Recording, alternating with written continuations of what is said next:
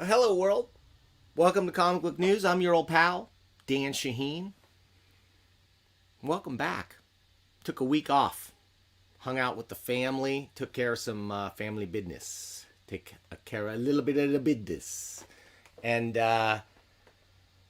enjoyed myself, relaxed, tried to think about everything except work, but now comics kind of is part of my work with this show, so I can't not think about comics, man. I went to my old stomping grounds, Hijinks Comics in San Jose. Got some amazing books, so we'll talk about it. I got this Jim Steranko book that's like gigantic. It's like Little Nemo size, full pages of Steranko-y goodness. Maybe we'll talk about that. Man, I got the $1 Million mailbox has been filling up. I got a stack of stuff to look at from people. We'll be bringing in Larry Young as soon as I can pin him down and get him in here, and we'll look at this really interesting batch of stuff, including from some people that I know, old friends of mine from the past. Coffee breath. Oh, hey, Coffee. Something, my man. Hey, speaking of coffee breath, dude, how about a Comic Book News with Dan Shaheen mug from Teespring? It's double-sided. It's your way to support the channel. I don't really make any money on it. Look at that, beautiful. It's hard to see in the lights of the Comic Book News studio, but look at this thing. It's a beauty. Awesome design by Jim Blanchard. I'm not going to pretend this is going to impress your friends or family. Really, if anything, it's going to disturb them a little bit. You know, they're going to be like, what's going on with that pig? People are often ask me, like, why? What's up with the pig? Why the face? Why does it have a look that is so X, right? Why they always go like he looks so horny, or he looks so deviant, or he looks something. And whatever you say he looks like, that's a window into your own soul, my friend. I'm just going to say it. So please click on what? Where can you get one of these beautiful things? How about clicking on this thing? Point your phone at this. Or this, for that matter. Point your phone at this thing and buy one. I make like $1 in profit. I made it as cheap as I could, pretty much, so that you could get one, and you could send me a picture. Send a picture of yourself. If you send a picture, you just might see it on the air. Oh, here's our old friend, Thorsten, the wee lad sideboard. He sent in not only this picture, he also sent in his latest comics, and we're going to be looking at them in, where else, the $1 Million mailbox, extremely soon. Coffee Breath says, oh man, yeah, he'll be checking that out. Great. Thank you for your support, Coffee Breath, longtime supporter of this channel. So please, guys, you can feel free to comment throughout this thing. I'm going to be bringing in today who's this guy? Matt Lesniewski. Okay, he reached out to me. He had seen me review a few things. He said, "Hey Dan, what do you think about checking out my comics?" I said, "Oh boy, do I love comics, but man, you think you could slip me a paper copy?" Because PDFs just hurt my eyeballs. I look at the computer all day long, and he goes, "All right," and he mailed it to me. He made the smart move, right? He sent me a paper copy. He put a copy in the hands of somebody who likes comics and would read it, and they would have to respond. How can you do that? How can you be smart like Matt Lesniewski? Oh man, it's never been easier. Just send those comics to Comic Book News, P.O. Box 1163, Arcata, California 95518. Wrap them up. Put a little note in there. Matt put a little note, I think. It was like, "Hey Dan, thanks for checking out my comic." You know, usually it's people that are like self-publishing or putting out their own stuff. This guy, he sends me this comic, and oh, it's by Ad House Books, one of my favorite indie publishers. Oh, it's Eisner nominated. Oh, would you mind checking out my humble It was great stuff. You saw my review on the $1 Million Mailbox. We chopped it up into a little clip. You can look for that thing and watch it. You can see what the freak's all about, because it's wonderful. And I'm going to talk to Matt about it. I already talked to him a little bit about it, and I'm like, what I thought my feelings were, and he just gave me the weirdest look, like, no, you're wrong. You don't get it. But whatever, we'll find out. I got, no interpretation of art is wrong, but, it ain't always right either. All right, so without any further ado, let's make this thing happen. Let's bring in our guest today. Oh, wait a minute. Let me get rid of this thing. Put up this thing. And do we have any things to show? Oh yeah, we saw this frame. I picked out a beautiful frame from his comics, but we'll pull it in. We're going to show, we've got a trailer for this thing. Let's pull in Matt Lesniewski and just talk all things Lesniewski. Hey, Matt, welcome to Comic Book News. Hey, thanks for having me on. Dude, how are you? I appreciate you I'm doing great. Thanks for making the time. Thank you for sending your comics to me to check out. I'm happy you I'll be honest. accepted. Well, I'll be honest. I don't know that I would have picked it up. No offense, but like, it's hard to get comics on somebody's radar, even somebody who loves comics. It's hard. I understand.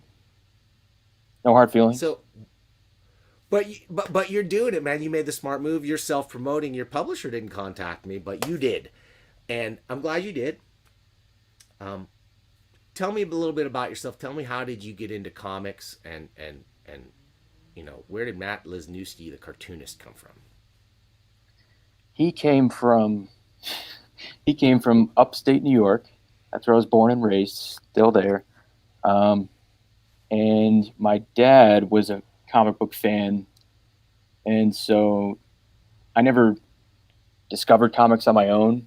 They were always just around, even before I could actually read words. And my earliest memory of comics in general, I remember this one day I was at the kitchen table, and he had this long box of comics, and I mean, our memories from 3 or 4 years old are not clear. This is probably a memory of a memory. But I remember him pulling out. He had Todd McFarlane, Spider-Man, like a ton of that. That's the earliest thing I remember that caught my attention, just without anyone putting it in front of me. I mean, he kind of did, but I noticed that the covers, something about the artwork, it captured my attention, and that's kind of the origin of me being hooked by comics. And we would, actually, the whole family, my mom and my sister and me and my dad, we would actually go to the comic book shop on occasion, like not that often. It would probably be once every, and again, this is not a clear memory at all, but maybe once a year, but we'd go and we'd get, I don't know, maybe 20 comics tops. And so over the course of my childhood, I probably had 100 to 200 comics total. And so I wasn't somebody who followed monthly or anything. I'd go through the long boxes and see what caught my attention. And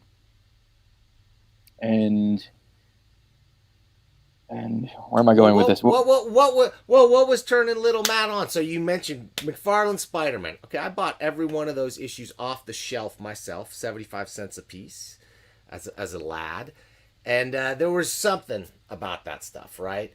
What else beyond Spider? Was there anything beyond? Were you a Marvel guy? What I find is usually. I find most comics fans are initially attracted to comics or superheroes or whatever. They're attracted to characters.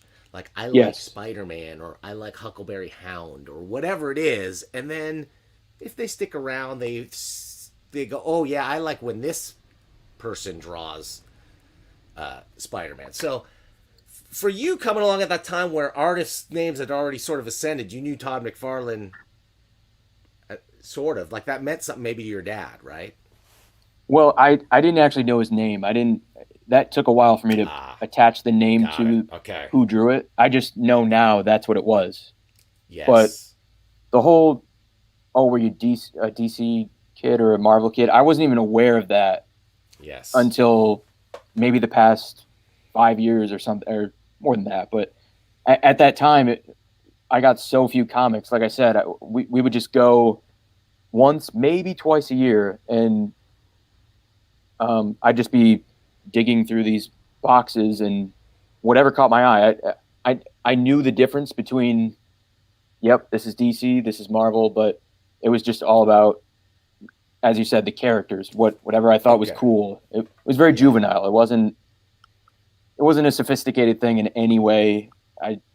It's just what caught my eye. So, but But in the end, though, that's your gut, and as you get older, you're gonna find, like, you poo-poo, you put away the things from childhood, and then you just come back to them all, and you go like, oh, that appealed because the viscerally it hit me at such a pure level that it's, that'll stay true. You'll get there.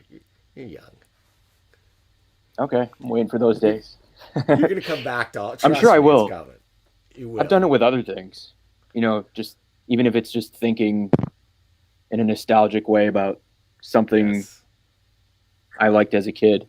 But another artist I remember, and again, I didn't know his name at the time, but at Kelly Jones' Batman, all of those covers, that was another thing that, and then I liked all the covers, but there was one in particular that I never forgot. It was, I don't remember the number of the issue, but it was Batman in a dark alley, and he's drawn in a way that he's like psychotic. He's become a demon or something, and he's got a board with nails in it, and he's beating up the bad guys, but it's different. You could read from the tone that something's different here. It's not. Yeah. He's not stopping the bad guys. He's bad. And then in the background, Robin is just horrified. And that whole image from a kid is imprinted in my mind. It's never gone away. And I think that left a mark on me, the way I had never seen a popular character like that drawn so different from what's expected. So I think that definitely, to this day, that did something to me. So that's another one. Both those guys, it's interesting that of all the mainstream guys you were exposed to, those are the two that come to mind for you, because to me, there's a parallel, there's a influence, like I can see the parallels to why you were drawn to those, in a sense that they're straight towards the cartoonier, a little less towards from the photorealistic, more towards, and that's firmly in your wheelhouse. Yes. So how'd you get there? How do you get from a box of 200 or so comics growing up to now you're a professional cartoonist published by multiple major comics publishers? You've got the highest award nomination under your belt already. How do you get from there to here? It What's the was first comic you drew? first comic I drew. Okay, I remember as this is when I would say right after high school, maybe not right after it, because I was directly after that I was kind of lost, as I'm sure many people at that age are. But pretty quickly after that, I remembered, oh, I know what I want to be doing. I'm going to seriously try to break in as a penciler. But before that, the first comic I drew just as a little kid, I don't know the age. It had to be before 10. But it was just like probably like a 3 or 4 page thing that I just made up. And it was essentially a ripoff of Green Arrow, except his arrows had flames on it. Oh. And it was just a complete ripoff of that. And he was, I remember the story. It was not good in any way, but I remember this. I remember doing it. I even stapled it, the little photocopy paper. Yeah. And I used colored pencils. I think his name might have been Flame Man or something like that. He had a flaming head. He had a green costume. I don't know why. And he had, except the arrows, I think, now that I'm thinking about it, I think the violence of an actual arrow was too much for me as a kid. So they were flaming, but it was sticky, almost like a Nerf gun. Yeah. I don't know why, but I remember that little detail. But that's the earliest one. I had to be like 6 or 7. So that was the first attempt at me really, not in a serious way, but just goofing around. And then from there all the way until after high school, I didn't actually, but I was always the artistic kid. I was the weird kid off to the side, not taking notes. I was doodling in the notebook, and I always had it in my mind. This school stuff, I can't even focus. I clearly this is not panning out for me. Nothing, but I know how to draw. I can always hold on to that. That's always been my chance. Not a given, but that's a road I can take where if I really try, maybe I can make something happen with that.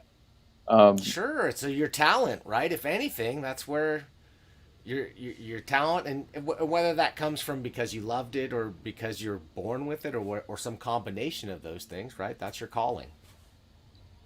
It's got to be, because and you always hear that story of artists being told, no, you got to get a real job, you got to do this, do that, don't do that, that's silly. Comic books, are you kidding me? You're a loser. I don't have that story. Like, I was only encouraged. Everyone was. It was almost to the point where I was the only one who was like, I don't know. And so maybe it was kind of the opposite. Taxidermy just as a fallback. You know what I mean? Something safe. Hey, I just wasn't sure of myself. So, but like I said, after high school, I was kind of, I don't know. I was so overwhelmed by high school and that kind of thing because, like I said, I wasn't. It wasn't for me. It was, I don't know how I even passed. In math class, I remember I'd be off to the side and I'd be just doodling a different character. Other kids would be telling me, oh, draw this today. And they'd be giving me compliments and encouraging me. And I knew, I'm like, I have something here. Like, this is the thing I have. This is math stuff and, science. I'm lost. I have I'm a dummy. I'm an idiot. I have this though. There's something here. Everyone's telling me you need to do that. Even the teachers, the art teachers. Like in art class, there'd be different things like, oh, now we're doing sculpting. Now we're doing painting. I had a Bic pen and lined paper, and I'd argue with the teachers. I just want to draw. And I remember this one grade, probably 11th grade, she just gave in. She's like, all right, whatever. As long as you're doing art, just do that. Matt wants to draw, let him draw. So Yeah, you think, huh? Yeah, how hard is that to figure out? You see a kid passionate about something, right? And you're an art Yeah, teacher. That's not a hard one to figure it out. it took half the year for her to just be like, you know what? All right, S- cool, do it. So what's amazing is that is a testament to what's happened in comics over the past X decades, right? Like only a little bit before you came up, like the doors are so much more closed. Like you talk to guys like Dan Klaus or Peter Bagg who went to art school and they were just straight up told, do not waste your time with this nonsense. Like Right. no acceptability. And then if you were caught reading comics in school, there was no encouragement. There was no thought of it being anything but a bad influence, right? And that's all flipped around. See, that's the only thing. The comic book thing, I didn't know anyone who'd read comics. I was the weird Yeah. person who kept it to myself. I remember Yeah, yeah. distinctly, it had to be third or fourth grade. I drew, at that point, I was already known as, it was me and one other kid. We were the artists. We were the, we were the drawers. And I remember distinctly one day I'm doodling that, which was not out of the ordinary. I drew Batman, and a kid next to me goes, "Is that Batman?" And I'm like, yeah. And he made fun of me because it was a superhero. And since then, I stopped with the comic book thing, but I was still the artist. So I'd be drawing nonstop. That was fine. But comics, I didn't know one kid who read comics. So I kept that a secret. Um, that's why it took until after high school. I didn't go to college or anything. I never thought that was the road for me. It just didn't make any sense. Nothing that they're offering here is. I'm already drawing. I, I'm gonna keep going with that. Like I, Yeah. I So don't know. so Maybe you're it's thinking what? You're thinking commercial artist. You're thinking all these other ways, but potentially what steers you? How do you get back to comics? um. That's a Because good that doesn't question. just happen, Oh man. You got to put in that time on the board and the creative time, and that's expensive, right? I mean, time wise. yes. Well, I mean, um, like I said, the whole time I was drawing, so my actual drawing skill, if you want to call it that, it was still, um, it was at the level where it was going to be. It's not like I was rusty ever, but the actual comic book part, I had to learn that more. Yes, Um, yes. so I want to say it was um, Greg Capullo Batman 2011, which is when I graduated. That's what got me back fully into comics because there was a Yeah. short window where I just stopped reading them for whatever reason, but that got me back into it. And like I said, I was kind of lost for like a year or two or something. It might have been a couple months. I don't know. That time is a blur, but I remember at a certain point. Long story short, I remembered like who I was because remember I got shunned for the comic book thing, but not the art thing. Yes. So Yes. I remembered who I was. I'm like, oh yeah, I love this. This is what I'm supposed to be doing. I even remember this is a side thing. There was an X-Men, the cartoon. I had a VHS of that, and I remember at the end there was a behind the scenes where they showed the Marvel offices where they still drew in cubicles, Okay. except they had Spider-Man posters, Wolverine posters. They're all hanging out, they're buddies, they're playing ping pong in the back. I'm like, that's where I need to be. I'm gonna be there. I've already figured it out at 5 years old. I know it. I beat everybody. I know what I'm supposed to be doing. I go to school and everyone's like, "What do you want to be when you grow up?" I don't know. I don't know. I already had it in my back pocket, but I remember I got shunned, and Yes. that for the longest time, it's like I lost that. And then fast forward to the Greg Capullo Batman, I remember what it was. I took a chance. I just walked into a comic book store. Just I remembered that I liked comics, of course, but I saw that and it got me back into it. And I went, oh, I remember what I'm supposed to be. Yeah, this is who I am. So you asked, how do I get to this point? Yeah. At first, all I wanted to be was a penciler. That's it. Because I'm still only familiar with superheroes and the 200 comics I had. So I kept doing, sample pages, sending them out to every publisher. No one's one publisher is small. I don't even remember the name. It's super small. I've never even heard of it. Was nice enough. Thinking back on those pages, they were horrendous, but it was a made-up Batman story, of course. I just penciled crudely a made-up story, and whoever this guy was, I wish I could thank him, but he gave me that little nugget of hope, and he just said, it's a little rough, you need to work on this and that, but I can see you have some talent, so why don't you keep going with it? That's all I needed. That's all I needed. Ladies and gentlemen, and that man's name was Andrew Rev. No, I'm just kidding. I don't know who that was. I honestly don't. I wish I could dig up that email from 10 years ago and thank him. But long story short, I kept doing that for probably at least 3 or 4 years. Wow. And I'm realizing this is not working out. I need to do something different. This is not, because that's all I knew. Oh, this is how you break in. They have submission guidelines. Yeah. Newsflash to anyone, any aspiring creators out there, don't do that. Don't waste your time with that. Please do what I did next. Why not? Why not? That's counterintuitive. Okay, tell us what they should do what I did instead. next. Now, on the side of that, I would occasionally, I would pair up with writers and do a similar thing. We'd do a pitch where they'd come up with a story and I'd draw a 3 or 4 page thing, but it would give me the same results. No one would be responding. But eventually I realized, wait a second. I've always told myself, I'm not the writer, I'm the artist. I need to stick with what I'm good at. But I opened my mind to, wait a second, let me just try this. Let me try my own thing. Because I forgot this part of the story.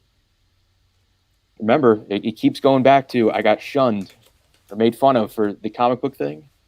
There was a brief window, I want to say 5th grade. I remember we had to do this project. What do you want to be when you grow up? I said writer. Because I was also reading, Harry Potter and the Magic Tree House. I don't even know if you're familiar with that, but these silly kid books. Sure. But I'm like, oh, I want to do that. Like I said, I was lost. I didn't realize what I was supposed to be doing yet. But my point is, I was writing. I'd had these notebooks where I'd make up stories and write short little stories. So I had some writing experience. And I kind of remember that. Like, wait a second, maybe I can do this. I need to stop doubting myself. I need to try this. So I started with, I want to say it was 3 pages. 3 pages. I'm going to write it on my own, letter on my own, and draw it on my own. And once I realized I did it, I'm like, oh, I can do this. I don't know if it's any good, but I did it. So anyone listening, don't do the submission thing. Do that. Start small. Prove to yourself that you can do that. Some people will message me and say, oh, how do I do this or that? How do I break in? And they'll say, I got this 100-page saga. I'm like, sorry, but I wouldn't recommend doing that. Start small, please. Like, work your way up to a one-shot, which is what I did. I kept doing new stories that I self-published. I eventually worked my way up to a mini-series. I did 4 issues that I wrote and drew. Again, they're not good, but I was finding my footing. But then something changed. Again, there was another shift. So that was another Probably 3 or 4 year window. Yeah, it had to be something like that. Then there was another complete shift. I got this idea, the freak. But not only did I have another idea, that wasn't anything new. I kept getting ideas, but I kept, like every aspiring creator, they're kind of looking for validation, or they're looking for a window to just open. Hey, come in. I said, I don't know what sparked this, but something happened where my mind went, no, I'm not looking for anything. I'm taking it now. I'm telling you, I'm going to do this in a way that it's undeniable. And whether you like it or not, maybe you don't like the subject matter, maybe you don't like the style, but I'm going to draw this in a way that you're going to have to at least sit back and respect it. This is going to be noticed. I don't care. I've done all these comics. No one cares. It's getting no traction because I didn't have the right mindset. Something came in my mind. I don't know if it was a ghost, if it was a spirit. Something came in my mind with that idea. It was both. And once those two were together, everything changed. I was drawing with confidence now. Like, Yeah. there was a shift.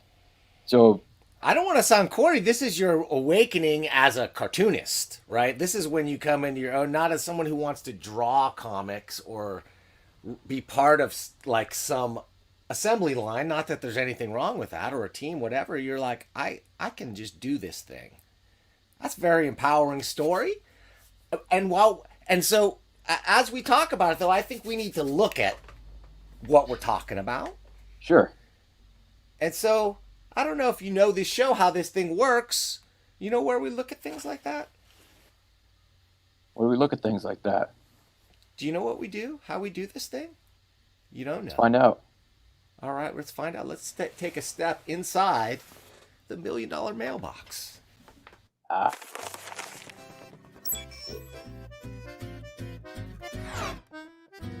Who's in the $1 Million Mailbox?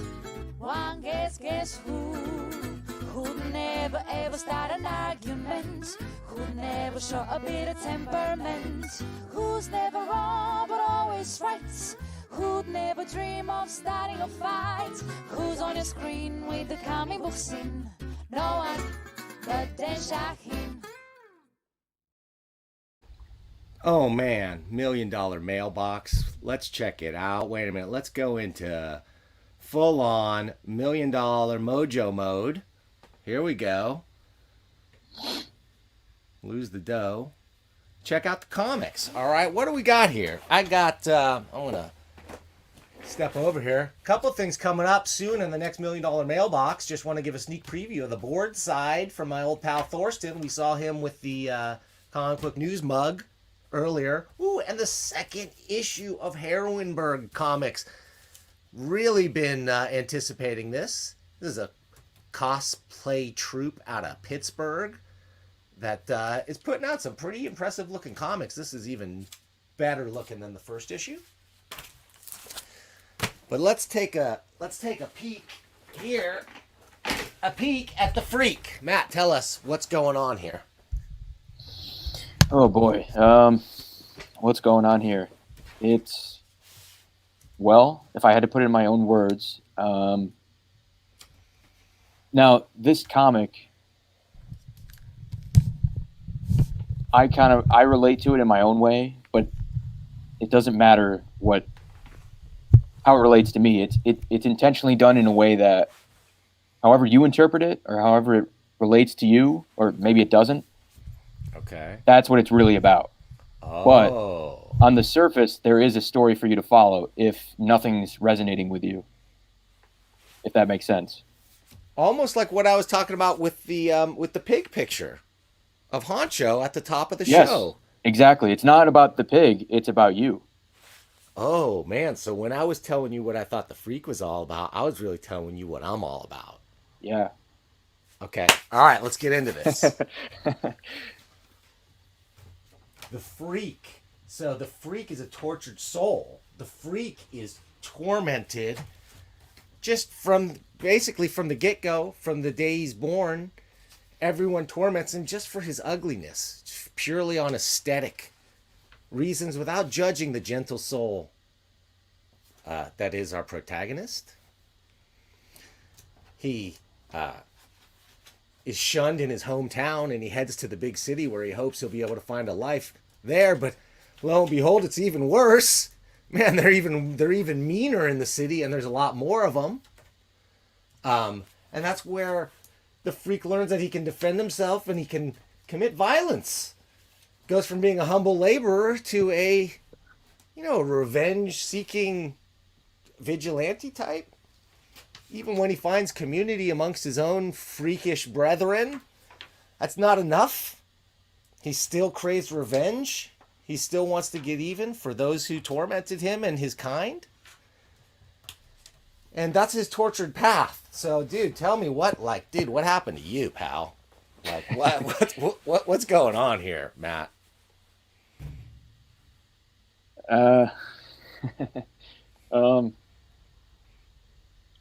Wow, that's you really put me in the spot.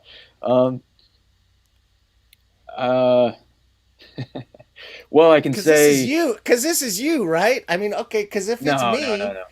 It's definitely not. It's not an autobio comic. Let me just clear that up. Not a lot of people, but some people have wondered that. But it is personal. It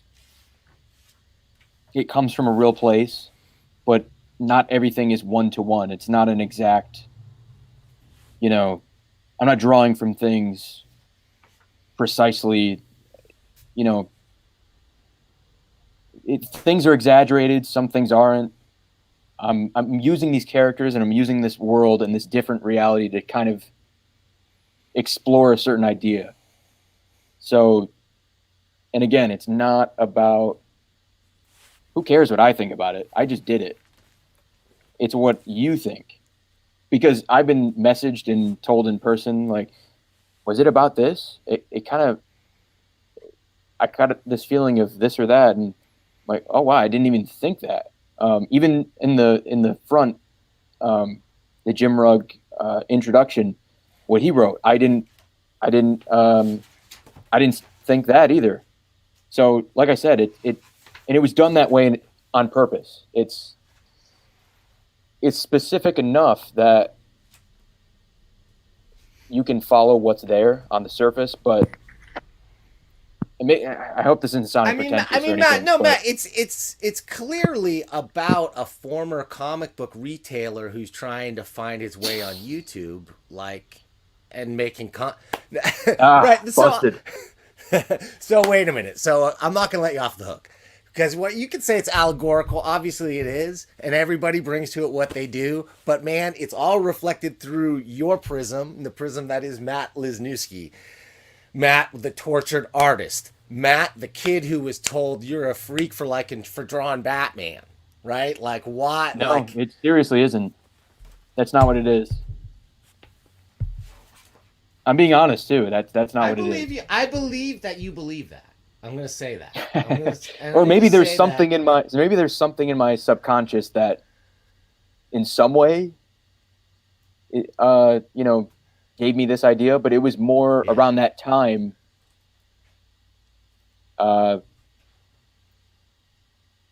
was more relating to where I was at the time that I made it. And again, it is in no way an exact or even close to it. No, really, I'm trying to put this into words. It's hard to. Matt. Let me explain. The best way I can explain it is the comic itself. That's why in the front, Chris Pitzer, the publisher, asked me, "Is there anything you want to write in the beginning?" And I said, "I've already said everything. I already said everything." Like that's why the introduction is there by someone else. Okay, well, tell me then, how do you get a book like this to a Chris Pitzer? How does this go from your singular vision? You've decided, forget the man, forget the pubs, I'm doing this thing. And then did you approach Ad House, or did did Chris approach you? How'd this thing happen? Well, for the record, I never said forget the pubs. I just said forget the. I'm no longer looking for invitations. I'm just letting you know I'm doing it. So just to clear that up. But yeah, when you said screw, when you officially said F you to the rest of the industry, Matt, no, I'm just kidding. Obviously, you did not do that. We're going to be getting to your work from major publishers. I was just afraid if anyone interpreted that the wrong way, or if I explained it the wrong way. That's not what I meant. It was more how I felt, not how about anyone else. Yeah, dude, nobody makes you a cartoonist but yourself. So you made it happen, and you did what you had to do, and now, you know, you came out, and you've been invited to the table. So in that second phase where I was kind of doing my own thing, self-publishing my own ideas, and along that way, I'd be going to different conventions, and every year was kind of the same. One of the ones I went to was Heroes Con in North Carolina. Great show. It's my favorite show. But I'd go there every year. I'd pay for the table, and I'd meet people, and it was really fun. I enjoyed it, but I really wasn't getting anywhere, you know. But when I self-published this, I was following the same. This year was no different. I just had a different book. And so I self-published the first chapter as its own issue. And this year was completely different from the other years. It was the first day, and people were coming up to my table and saying, I had the original art laid out too, next to it.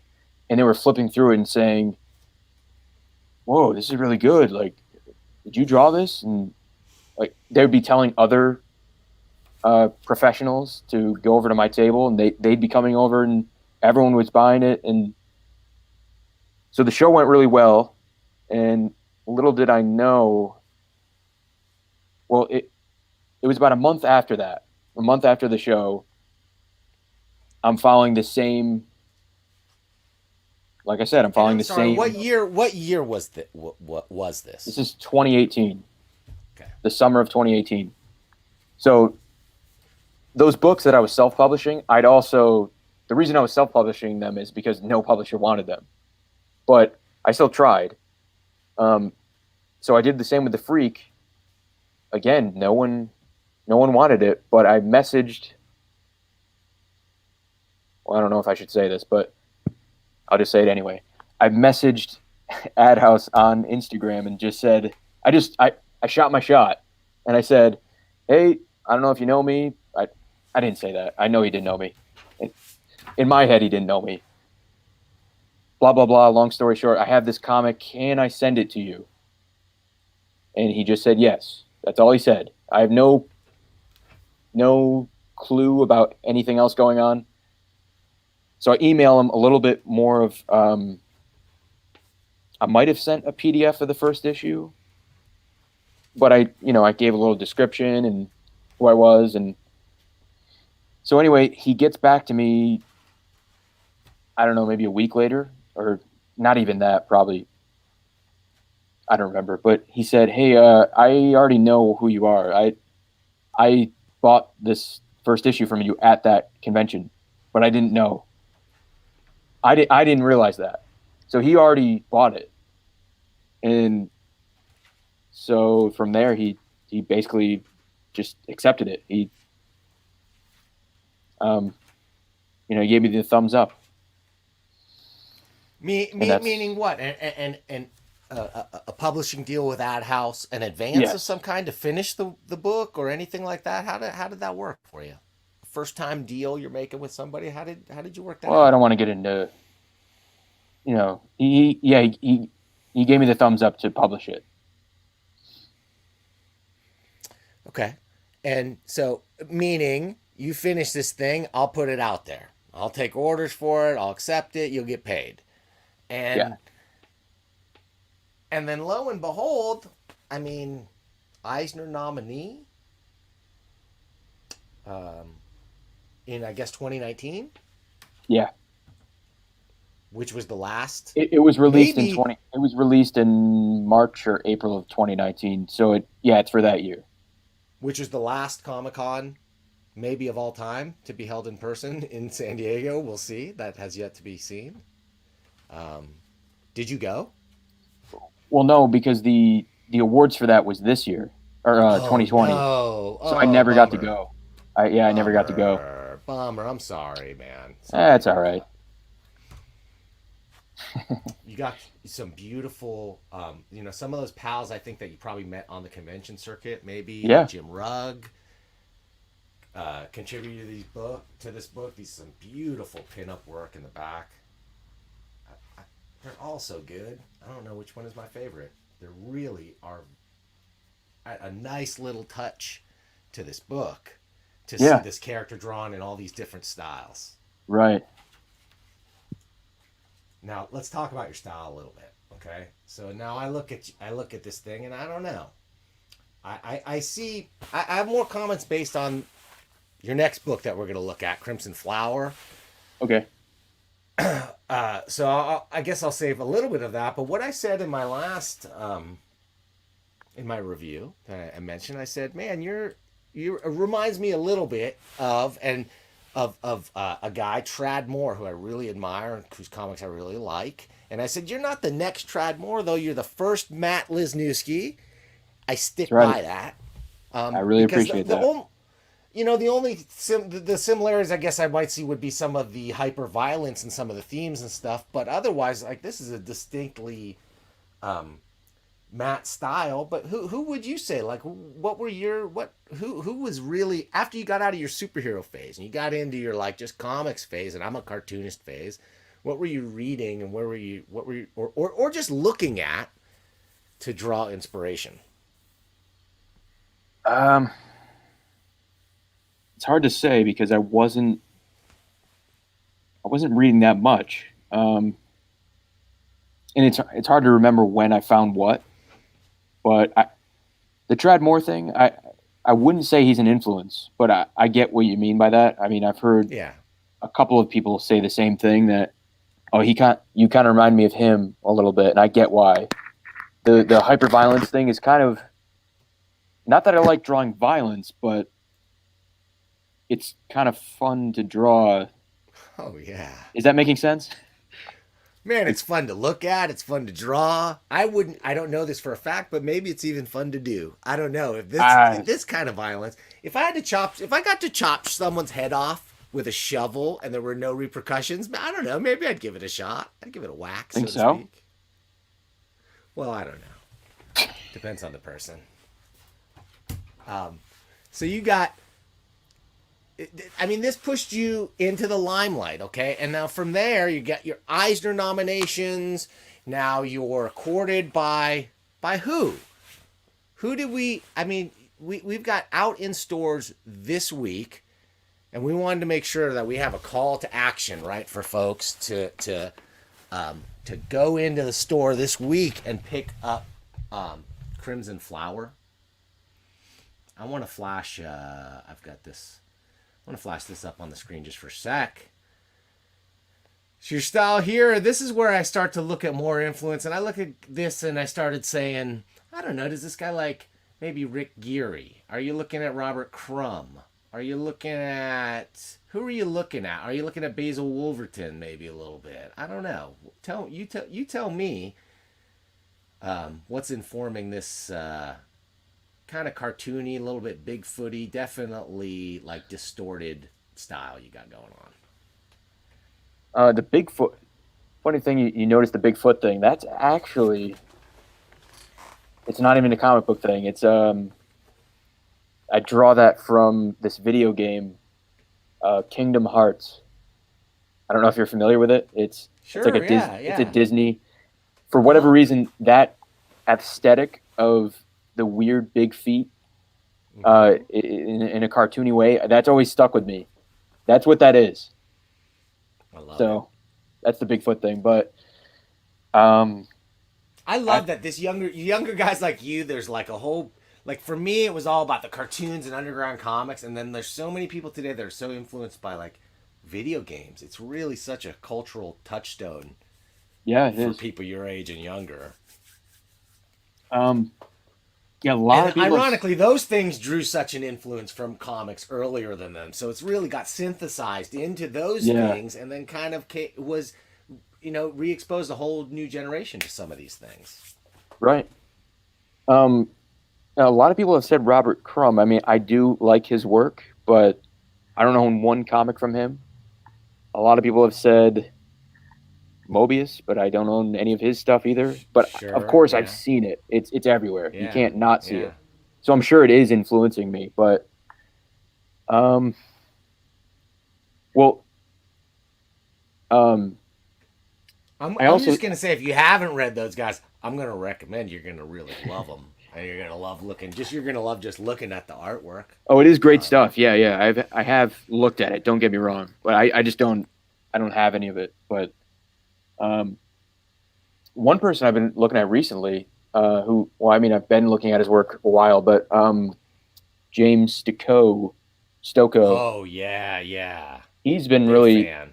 He's been inspiring me lately. The way that I get this, of course, there's all this crazy detail, but the biggest thing I get from it is, and I could be wrong, but I'm really bad at.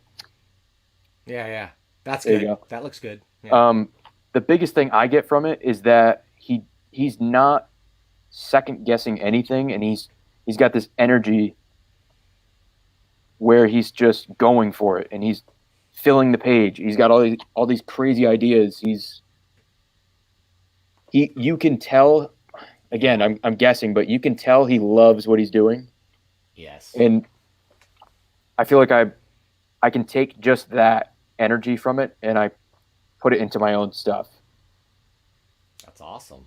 So I'd like to talk to that. That's a guy I haven't reached out to, but I would really like to talk to, because, storytelling. I think what you're responding to is the storytelling combined with, though, it's that combination of, some people are great storytellers, other people are great like renderers, but then when you get a combination of somebody who's even better than average at both of those things, I think that's what can make a great cartoonist. yeah, but also, I mean, of course, I'm still new at this, relatively speaking, compared to a lot of people, but it doesn't matter how many pages you've drawn. Every page I pick up, I start to kind of, even if it's a little bit, and you're in a rhythm and you're your best self, you found your stride. Still, I'm kind of second guessing here and there, even if it's little things. Whereas when I look at this, something about it, Yeah. I'm not feeling any of that. Like, he has this weird otherworldly confidence where he's not second guessing. He doesn't care what you think. He's doing what he wants to do. And he's loving every second of it. He's not, in no way is this work for him. So Kind of like the Freak. That's almost like his head to decapitate with his shovel being his pen. I don't know. I'm coming back to meaning in the Freak. All right, let's move into Crimson Flower for a second. Okay. So you established yourself. You're a pro. You did it all yourself. You wrote it. You drew it. You're a cartoonist. And then some offers start coming in, and you're going to start working. You're going to use collaboration, and you're going to be published by a major publisher. Let's take a quick look at the trailer put out by your publisher, Dark Horse. Let's see how they think that Crimson Flower should be promoted. Let's see. This is about 1 minute and 40 seconds. So let's go ahead and check this out.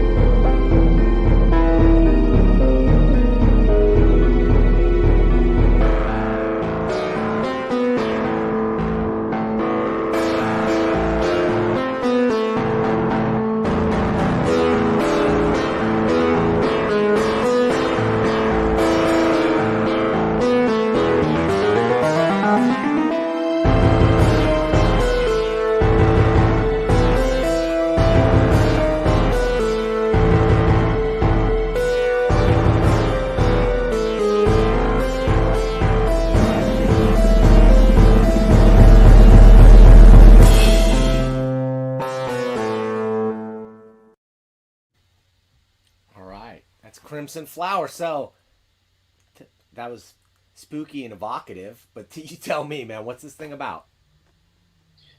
Okay, so this one is about a woman who, when she was a kid, witnessed her father get brutally murdered. And obviously I don't know what could be more traumatic than that, but she witnesses that murder. And now as an adult, she's a kind of like a door-to-door pharmaceutical salesperson. And the company that she works for tells her, "Oh, don't those pills you're selling, don't take any of those," but she secretly is. But when her father was alive, she'd read these Russian fairy tale stories, and so when she takes the pills, she starts to get these hallucinations, and she's using the fairy tale memories to cope with that trauma. And as you can see, that wolf, it's a glimpse into what's really going on. And so she's secretly, while she's doing her job, she's hunting down the person who killed her father, because she witnessed it, but she doesn't. Kind of like what we were talking about earlier about your memories from that young. You don't really, fully. It's not a clear memory, so she's kind of doing her own side detective work and finding little clues and bits and pieces and following this trail toward these retired assassins. That's why they're hard to find. And so, as you can see right there, she locates who she thinks might be her father's killer. And I think I'll end it there without giving too much away. But well, this hopefully, is issue I'm not the best number at one. elevator pitches, but hopefully that kind of, if you haven't heard about it, that might get you interested. Well, let me work on that for you here, pal. Because folks, what you got to do is you got to go to your local comic book shop. Why don't I just say go online and buy it? Because we need to support our local comic book shops. They can get Dark Horse product very easily right for you. You're not going to have to pay the shipping cost, although that shop will eat that shipping cost. They'll absorb it. That's part of that cost that they're going to buy. That's part of the ecosystem, right, of comics and comics retail. You need to support your shop as well as you support your artists. It's great to go straight to the source and do Kickstarters and all that stuff. That stuff's awesome. But man, if you want to keep a thriving industry and if you just want a place you can go and see all kinds of comics, you gotta support comic shops. Yes. What do you think about that? How do you feel about that, Matt? Where's your current comic shop? I don't want to give away my location, but I have one. Oh, I have one very close to me, but I have another one about 30 minutes away, and they have a lot of stuff that my really close one doesn't have. So I kind of go to both. But let's just say I have one within walking distance. You got to go where you get the goods, right? Yeah, I do go to both. So you got to have what happens when one dealer is out. You got to go to the other dealer. You know what I'm saying? One guy is dry, his supply is low. You got to be able to go to the other guy. You got to have multiple sources. Yeah, and there are actually no. There's three within. There's multiple. I'm lucky in that. Dude, that sounds like heaven. That's where I want to be because they're few and far between where I'm at, unfortunately. Yeah, I'm lucky with that. There's actually no. There's a fourth. And I was just about to ask maybe the stupidest question that I've asked in a year. I was about to say, well, are you doing signings at your local shops and stuff? And it's like, no. I wanted to. I did for the freak. Did you enjoy that? Yeah, it was cool. I mean, there's actually a local bookstore too, really close to me, and they let me do kind of like a book event for the freak. And there was only maybe 10 people that showed up, but I can't tell you how nervous I was for that, because it was being recorded for a podcast, and we were talking live, and that was the first time I did anything like that, and I was in the back before it started, and I almost had like a nervous breakdown, but I don't know where I'm going with this, but yeah, I did enjoy it. Now you're media savvy, Matt Lesniewski, and here you are. Sort of. So let's put the screws to you. Let's go right to the viewer Q&A. And we've got a couple, and maybe comments. I put this up before, but Second Street Marvel says, I love Crimson Flower. That art style's freaking great. Well, thank you. Concur. I only bought the book because I opened it up and seen the art. Then I seen KINDT was writing too, and I said, F it. I'm on this one. Very cool. Thank you. Not to mention the Bill Crabtree colors. Oh, yeah. Things are rough down on 2nd Street, you know what I'm saying? You just said, F it. Mom, I'm in on this one. Hey, he bought it. Coffee Breath said, oh, beautiful. That is some beautiful art. I agree. Appreciate that. Hi, Matt. Oh, hey. Reader 666. My friend Damien. Awesome. Oh, Damien. I see. Yeah. Great handle. Oh, he man, actually, Vision. Can I throw something in there? He actually connected me with Bill, because I met Damien at I don't know if he wants me saying this, so I won't say too much, but I remember I was saying I was going to conventions and stuff, doing my self-published. I went to Portland. I guess I'm kind of giving away where he lives, but he was there. And long story short, he has a YouTube channel. Everyone check him out. Really cool videos. Yeah. But I met him in person at the show, and he a couple years later, he put me in contact with Bill because I was looking for a colorist for my other book, Static, which is coming out in April. So shout out to him. Awesome. Well, let's bring you back for that, maybe. He's a key piece of the puzzle. Okay. Hey, Sleepy Reader 666. Follow this channel, Sleepy Reader, and I'll put you on my list of followed channels. It's on our channel. And it'll be just a love fest all around. Yeah, we can all help each other. Search engine optimization. And yeah, I would like to come back for Static. Let's do it. We'll book it. We'll talk. After this, let's put it on the calendar early so we get ahead of time. We can get some pre-orders or whatever we got to do to move the needle on this thing. Okay, Coffee thanks. Breath says, sign me up. Oh, and Sleepy Reader now has been outed as a shill, but he already planted some questions. Will there be a hardcover of Crimson Flower, do you think? Probably not. Not that I can tell, but there will be a trade collecting all 4 issues. Definitely a collection. And by the way, hardcovers, who cares? Don't need them. Don't want them. Especially if they got a damageable dust jacket. We don't need them. Don't need them, Matt. To each their own. If you make a hardcover, here's my tip to you. Don't put a dust jacket on it. No belly band. Nothing that's going to get destroyed on my shelf. Make it a beautiful art object, but do not put a dust jacket on it. You can bank on that advice, pal. Okay. Oh, and Sleepy Reader says you can say whatever you want, dude. Oh, okay, cool. I didn't know what he wanted out there. Okay, after talking to Bill, I immediately thought he should color Matt. Matt, amazing that it happened, and yeah, we're gonna post Sleepy Reader's address and phone number. Definitely in the credits in the credits. I have his social security number. I'm gonna play Dark Horse for a cover. Okay. Please do. Please do. Awesome, Matt. This has been great. Any last plugs you want to do? I gotta get out of here. Okay. Run the credits and stuff. If you have picked up Crimson Flower, thank you very much. And if you haven't, please do check it out. If you want to follow me online for any future anything, Instagram at Matt Draws Comics. And then Twitter is just my name. No spaces or anything. But thank you for having me on. Thank you. Let's see. So issue number 1 is out in stores today, and it's a 6-issue series. Is that correct? 4 issue.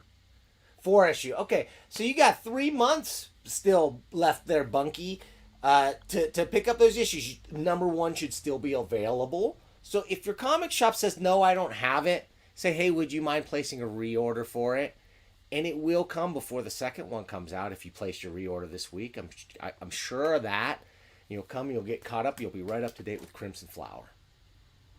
Okay. That's right. Matt, thank you so much for both reaching out to Comic Book News a couple of times, pushing your agenda. You're like, man, show my stuff I want on the air. And that's what you have to do, frankly. You're doing the right thing. Yeah,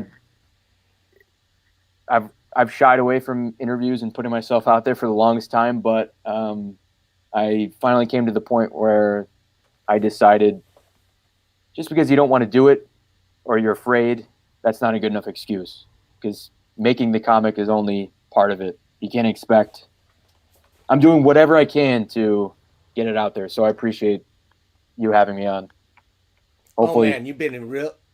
Hopefully somebody sees this that didn't know anything about any of this and says, oh yeah, I'm going to check that out. So, dude, Matt, for such a low-key guy, you've been very inspiring on in this interview. I'm going to say, man, wow. Your decision was to just say, like, I'm going to seize the reins. I'm going to do it. I'm going to do what I want to do.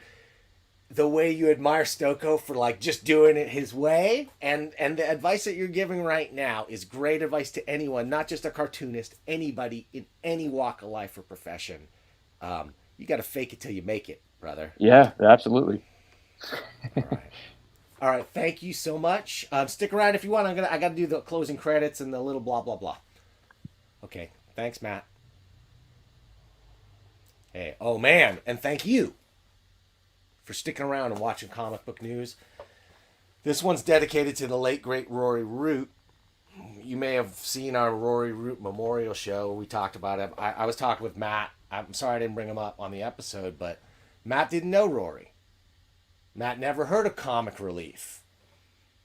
I guarantee you Comic Relief would have been, if not the number one order of Matt's work, definitely in the top 5 in the world, maybe, and would have treated you like gold and brought you in for signings way before Dark Horse cared.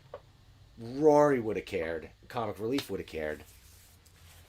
And you know who else cares? You care. You care for watching this channel, supporting us, clicking like, clicking subscribe.